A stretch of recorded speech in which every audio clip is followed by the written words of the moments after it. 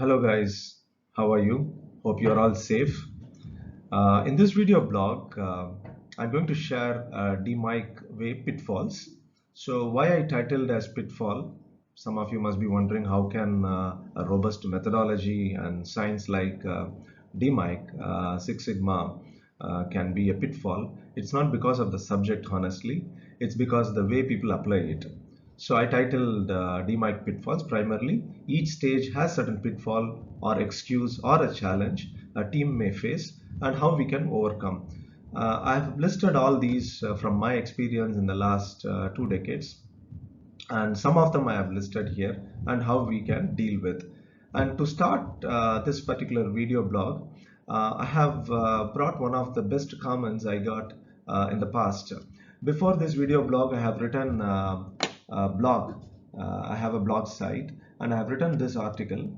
And to my surprise, I got a comment and feedback from none other than from Dr. Michael Harry, the founder of DMic Process. And I want to start with his comment, and then rest of the slides I'm going to cover to share my experience. Here the comment is, how beautifully he has summarized. I cherish this comment, honestly. Let me read it. As inventor of the DMic process, I like your thinking. Your blog article was spot on and enjoyable to read. Nonetheless, we must all remain cognizant that people fail far more often than systems. Meaning, most problems with the deployment and proper use of DMic is actually a management leadership problem, not a limitation of the DMic system. Simply saying we have no data so we can't use DMic is an excuse for rejecting the application of DMic, but rather an indirect admission that someone has lowered the bar of expectation and allowing the organization to get away with it. We must also remember that a part of the measure phase is identifying, implementing, testing, and validating a way to measure the factor of interest, regardless of the level at which one has the need to measure business, operations, or process level. Beautifully as summarized. In fact, primarily why I dealt with the pitfall, people say excuse, we don't have data. Oh, okay, we don't have a customer, or we can't talk to the customer, or we don't know what the problem is, or we have long process and it will take a lot of time to implement, etc., etc. So you'll find a lot of excuses. So either you call it an excuse or a challenge or a pitfall, and what should be the way out. Some of the pitfalls which I have encountered and also have incorporated in this blog, the way I dealt with, and you may have your suggestions, and if you find there are suggestions and pitfalls you have faced, please drop in as a comment. Let me go to the next point here. To start with, define what's your problem. So the question is, whose problem is we are going to deal with? Of course, the customer problem. And what could be the challenge here? Many times the organization says, we know our problem. We don't need to talk to the customer. Or sometimes they may say, I don't have a customer. Why should I go to the customer? And you will find all these excuses primarily to avoid the pain points, or primarily to avoid the feedback which may or may not be good for the organization to face it. So they find their way out to say, no, we don't need to go to the customer. Let's deal with it. We know our problem. We know customers' problem. I don't encourage, honestly. Always tell the team and the management, and you need to go to the customer. A simple structured question, open-ended, or it can be a predefined questionnaire. Anything will do, but go and talk to the customer and know how the organization is performing from their perspective. I will also give you some examples why we need to go to the customer and what kind of language, what kind of emotions and feelings the customer goes through, and you can understand better when you talk to the customer. This is what I have summarized here. Customer problem because of our process design. I don't think so it's because of the customer. Why I preempted, there is a point here. When I spoke to one of the teams, it was part of the coaching session, and they said, what is the problem? And you will find it surprising, the statement used by one of the team members, which I am going to cover it in the next slide. Here primarily I am talking about the voice of customer. Here I will give a good example why we need to go to the customer instead of assuming that I know the problem. One of the utility company project which I did, I wanted to talk to the customer personally.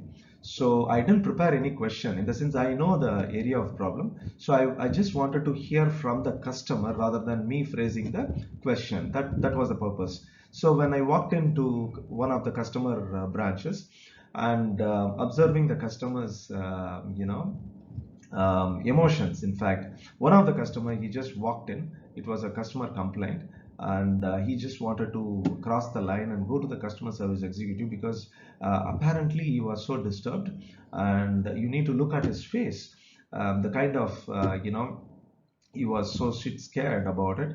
So I asked him, after he has done all the process, I asked him, why were you so worried about it? He said, previous month electricity bill was 100 riyal. I'm part of the Oman, so it's a real currency, and usually I get 120 riyal, and but this month I got 450 plus riyal. So obviously he's scared, and there was a notice that if you don't pay the money within a week or so, and your connection will be cut, there will be disconnection. So obviously the customer is worried. Then he found out there was a calculation mistake, and it was part of the team which calculated, or the team which measured it, the consumption. So this you can't get it just by sitting inside the cabin, and then you just find out, I mean, you just assume that there is a problem and this is how the problem is. No, what kind of a problem it is, talk to the customer. That's the best ground to start with. So here, when people talk about different customers, different clients, they deal very differently. My experience in one of the workout sessions, when I asked, this was a project like customer need to submit documents, and you collect the documents, check it, and then rest of the process like data entry and so on.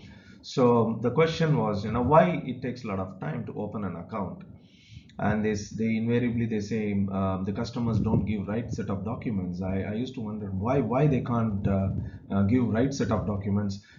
One of the statements they use, customer is dumb.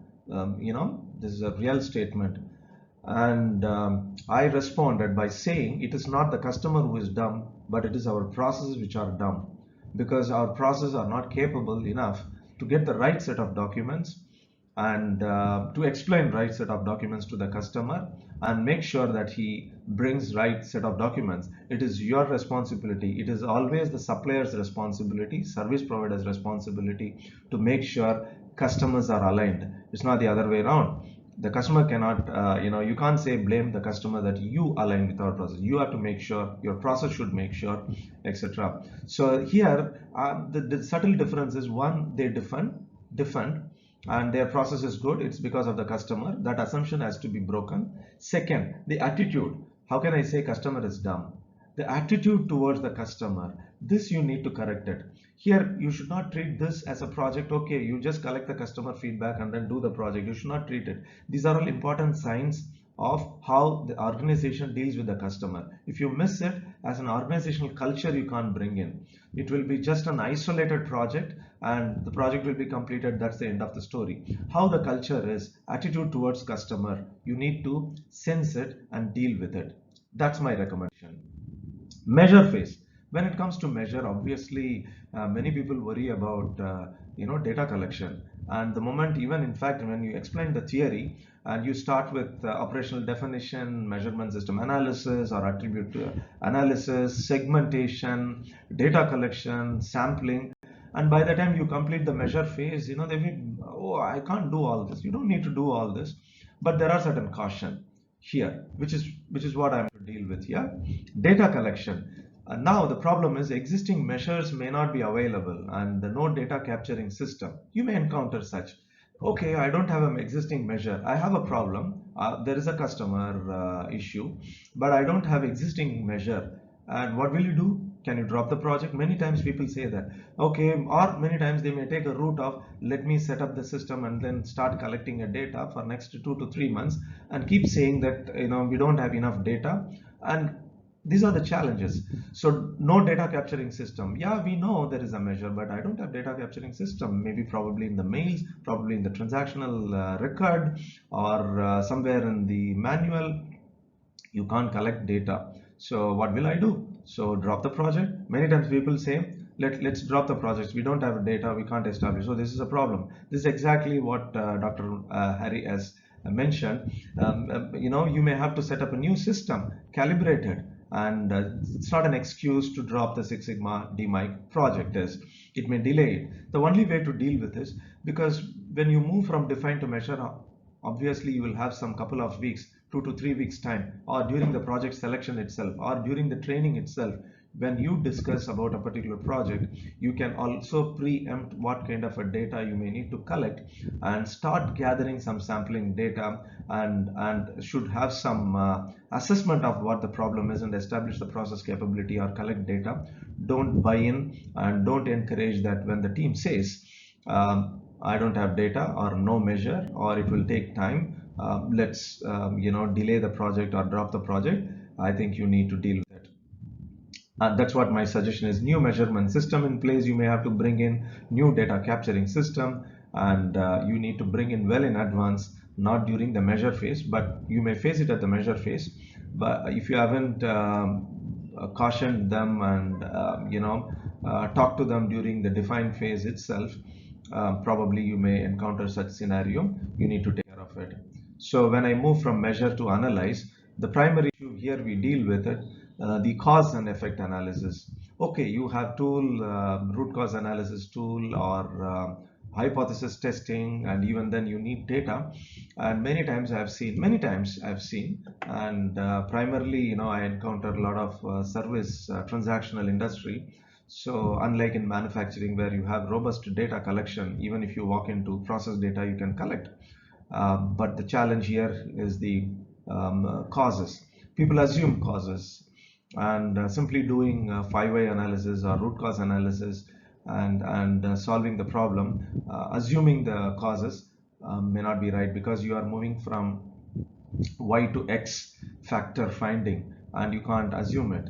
And many times the mindset of the people is, I know this is the cause because I have been doing this project or process for last 10-12 years, so we know what kind of a problem it is, what is causing here. These assumptions you need to demolish, and do a thorough root cause analysis.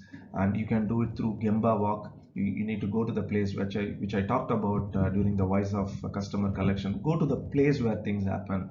Don't assume, sit and discuss in a workout session theoretically, by claiming that I am the process owner and I know the issue better.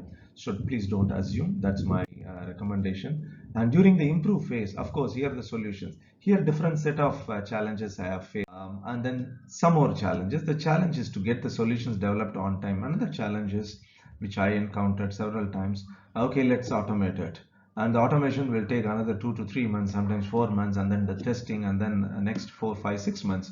Just think about it. A Six Sigma project cannot wait, or any project for that matter. People lose the stream and momentum, and finally they drop the project. I always recommend what should be corrected at this point without any automation. Please list out those process correction solutions, alternate solutions, and without automation you can do certain solutions. Please implement it. So your solution should always contain the process changes which can be done without any automation. Please look for such opportunity. And if obviously if the solution development takes more time, these are the other options to do it. Please do that. Don't agree that okay, let's do it for next 2 to 3 months. The project may derail.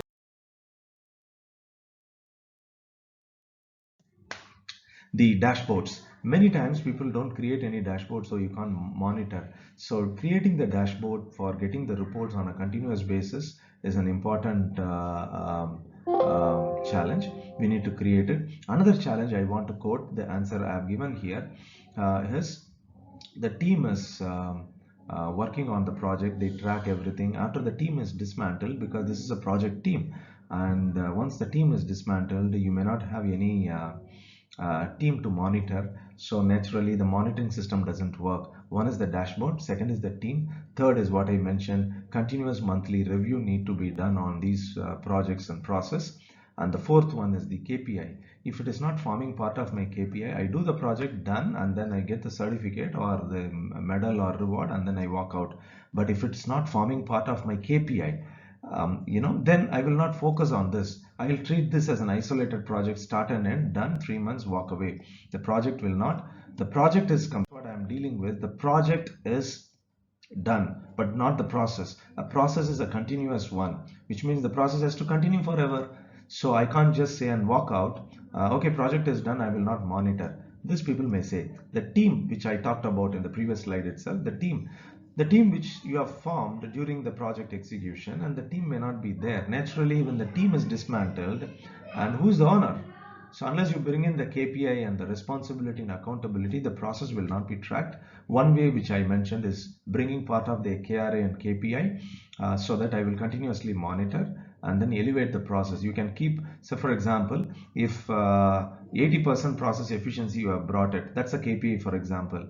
Next time when you give the promotion, as a suggestion I am saying, one of the weightage criteria should be 80 to 90. That should be the criteria, or 90 to 95, or reducing certain turnaround time. Bring in process KPIs improvement, part of their KPI and KRA. Naturally, all these things get done.